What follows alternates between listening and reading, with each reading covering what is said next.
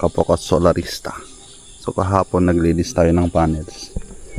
Kasi ilang buwan nang di nalilinisan tong panels natin. Yun.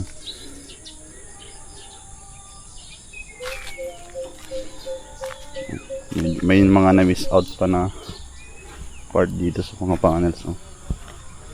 Miss tayo kahapon. Pero at least nabawasan yung alikabok mo.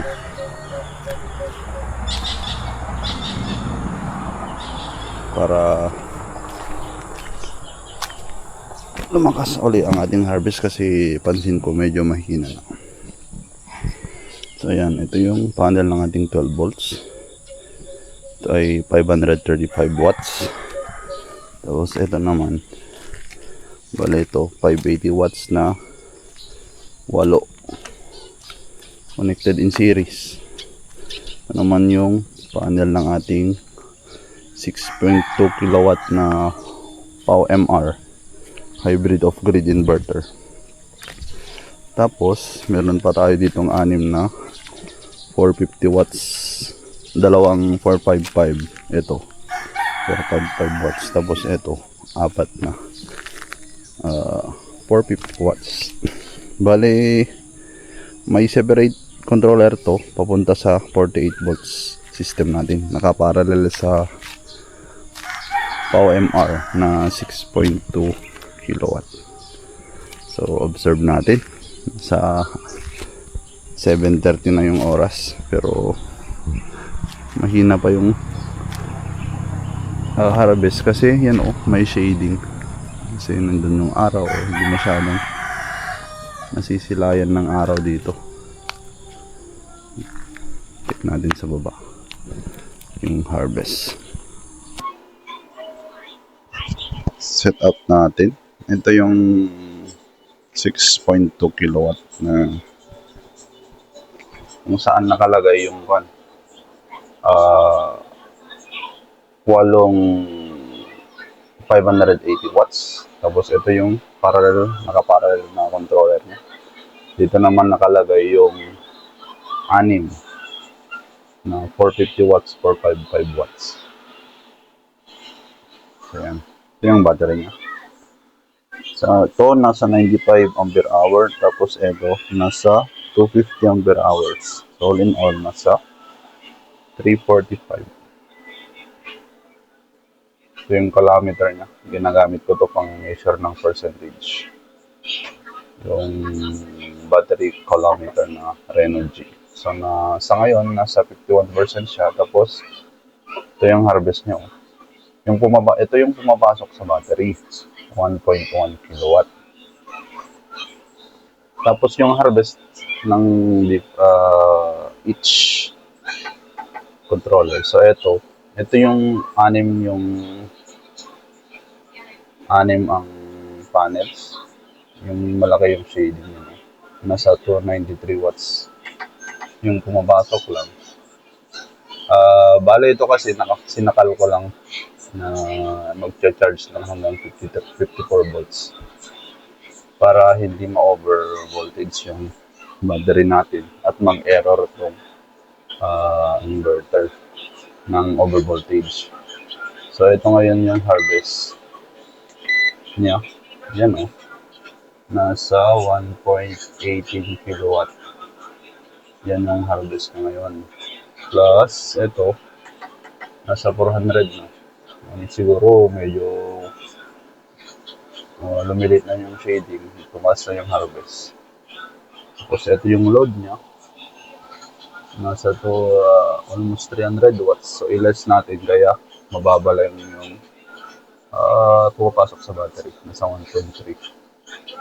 So yan. So hello. So nasa anong oras na ngayon? 12:44. So yan na yung harvest na. Itong separate charger natin, nakasakal kasi ito sa 54.6 lang yung charging, so nakasakal na. So mababa lang yung harvest niya kasi sakal yan. Tingnan natin dito. Meron na O yan, nasa 4 kilowatt. Umabot na ng 4 kilowatt yung harabos. Around 1244 yan. Yung total ng panels natin dito, na nakakabit dito sa 6.0 kilowatt natin ay 8,580. So in total, 4.5 kilowatt. Yan. So yan yung resulta ng paglinis natin.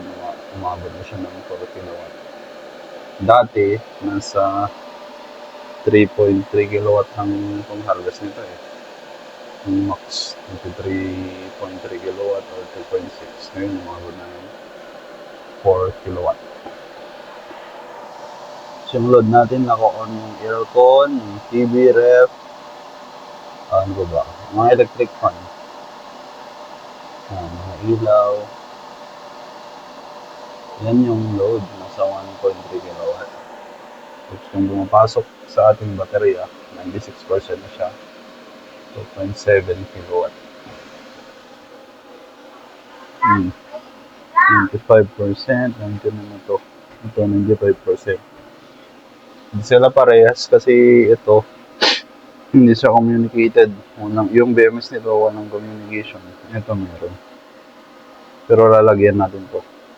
Yung ibang BMS na JK na pwedeng mag-communicate para i-parallel natin dito sa isang battery pack.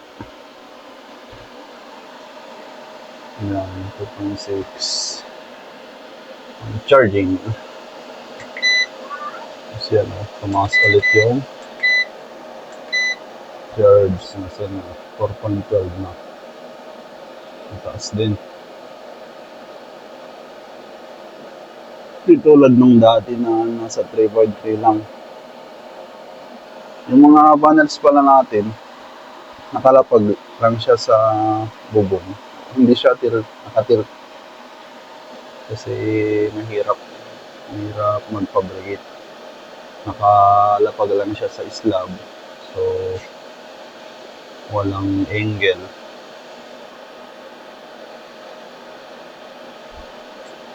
At least naka-full charge naman siya. Yan na. Nasa 1.4 na yung load.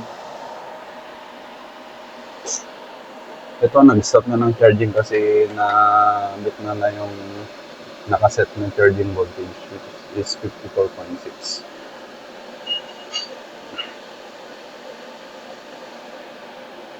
Kapag kasi taasan ko to, syempre itong battery nito, nagpro-proc yung over voltage protection kapag may cell na nauna. So, ang resulta, ito, mag-over voltage error to.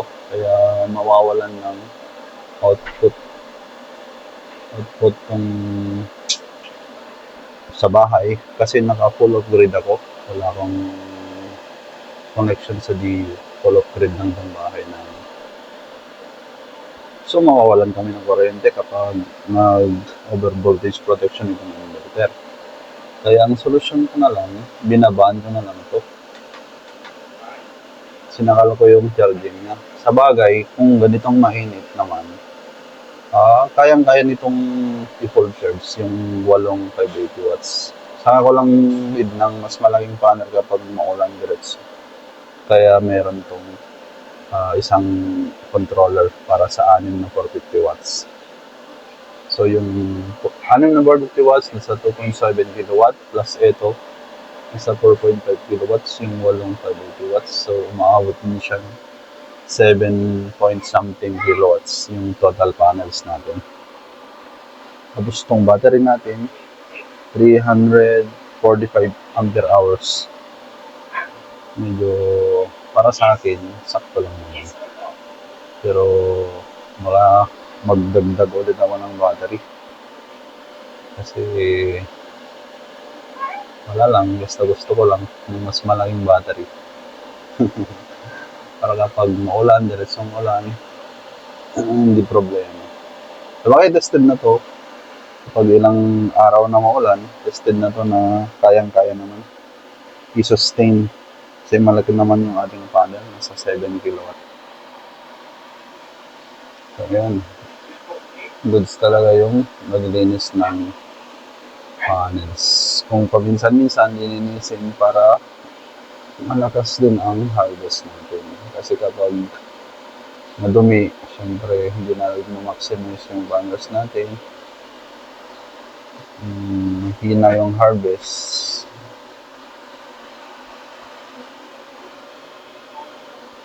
Sayang yung init.